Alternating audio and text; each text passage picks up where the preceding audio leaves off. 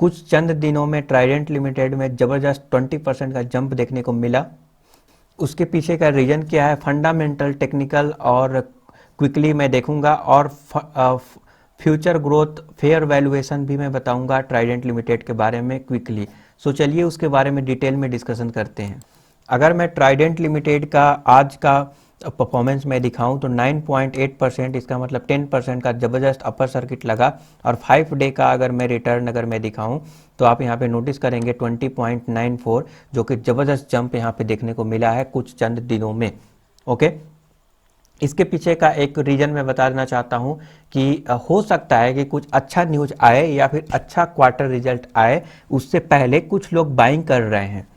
तो कुछ इनसाइडर लोगों को ये पता हो कि ट्राइडेंट ज़बरदस्त न्यूज़ पेश करेगा या फिर अच्छा रिजल्ट दिखाएगा, जिसकी वजह से लोग बाइंग यहाँ पे कर रहे हैं। और अभी ये लाइमलाइट में आ गया है, अभी ये लाइमलाइट में आ गया है, मतलब रिटेल निवेशक, आप और हम जैसे लोग यहाँ पे अब इसको देख रहे हैं ज़बरदस्त रिटर्न, तो मे भी हम लोग एक्साइटेड होंगे।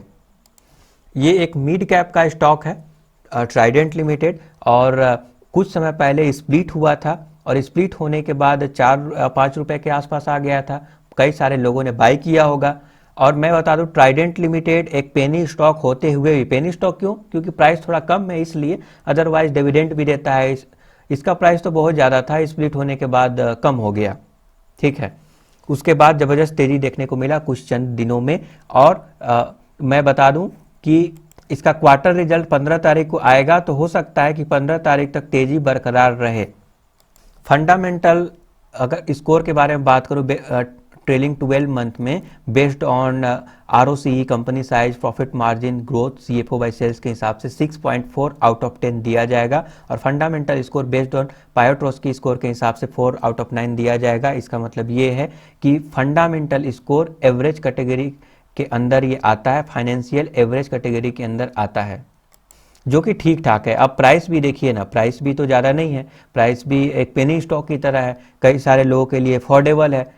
ओके, डिविडेंड भी देता है, तो लोग बहुत एक्साइटेड रहते हैं। और ज़्यादातर रिटेल निवेशक यहाँ पे बड़े आसानी से यहाँ पे बाई कर सकते हैं। और क्योंकि वो देखते हैं कि चलो 100-200 लगाते हैं, देखते हैं क्या होता है, ठीक है। वो थोड़ी ना स्टॉक इन्वेस्टमेंट करते हैं, वो जस्ट ट्राई और एक डेमो के पर्पज से बाई करते हैं। तो सस्ते स्टॉक और जो कम कॉस्ट के स्टॉक होते हैं उसमें अक्सर ऐसा देखा जाता है, उन लोग ऐसा करते हैं सीखने के पर्पज से। क्वेश्चन ये उठता है कि क्या ये ओवर वैल्यूड स्टॉक है, कैसा है।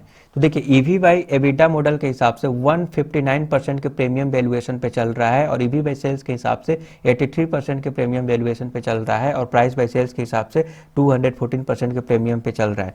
तो आप ये सोच रहे होंगे कि इतना कम प्राइस का भी स्टॉक है, इतना प्रीमियम वैल्यूएशन पे क्यों चल रहा है, ठीक है। अब क्या है ना कि आप ऐसे कम प्राइस से जज ना करें, इसके बहुत सारे वेरियस रीजन हैं। हालांकि ये स्टॉक स्प्लिट होकर इतना प्राइस कम हो गया है, नहीं तो मे भी 150-200 के आसपास होता है। और बहुत सारे अदर फैक्टर होते हैं जो कि डिटेल में मैं बताऊंगा तो बहुत लेंदी वीडियो हो जाएगा। अगर हम EV बाई एबिटा मॉडल के हिसाब से देखें तो 6 रुपया 47 पैसा इसका रियल वैल्यू होना चाहिए था। अगर EV बाई सेल्स के हिसाब से 9 रुपीज़ 16 पैसा होना चाहिए था, और प्राइस बाई सेल्स के हिसाब से 5.34 रुपीज़ होना चाहिए था। अगर हम इस तीनों का मीडियन फेयर वैल्यू अगर निकालें तो निकल के आएगा 6.47, तो इसका इंट्रिंसिक वैल्यू है 6.47 रुपीज़। बट अगर हम इसके परसेंटेज के टर्म में बात करें तो 159% के प्रीमियम वैल्यूएशन पे अभी ये चल रहा है। अगर हम फ्यूचर में कितना ग्रोथ हो सकता है उसका अगर हम फॉरकास्ट करने की कोशिश करें तो यहाँ पे जो एनालिस्ट लोग की राय है उसके अकॉर्डिंग 28.9% आने वाले समय में एनुअल अर्निंग ग्रोथ यहाँ पे दिखा सकता है ट्राइडेंट लिमिटेड। ओके, अब देखिए आप सोच रहे होंगे कि मोस्ट ऑफ द स्टॉक तो ओवर वैल्यूड ही हैं, तो कुछ स्टॉक होते हैं जैसे PSU के कुछ स्टॉक अगर ले लें तो आपको अंडर वैल्यूड भी स्टॉक मिल जाएंगे। हालांकि आज के डेट में ज़बरदस्त कोविड की वजह से 2020 में जो ज़बरदस्त गिरावट देखने को मिला, उस समय अगर आप फेयर वैल्यूएशन अगर के हिसाब से अगर बाई करेंगे तो ज़्यादा बेटर होगा। आज के डेट में ज़बरदस्त जंप दिखाने के बाद अभी भी कोविड-21 में इतने केसेस आ रहे हैं, फिर भी जो वैक्सीनेशन और इन सारे चीज़ों की वजह से मार्केट में एक अभी भी पॉजिटिविटी का सेंटीमेंट बना हुआ है, ज़्यादा गिरावट देखने को नहीं मिला। जैसा 2020 में देखने को मिला था। ठीक है, तो गिरावट अभी भी ज़्यादा देखने को नहीं मिला है, तो मोस्ट ऑफ द स्टॉक अभी भी ओवर वैल्यूड है।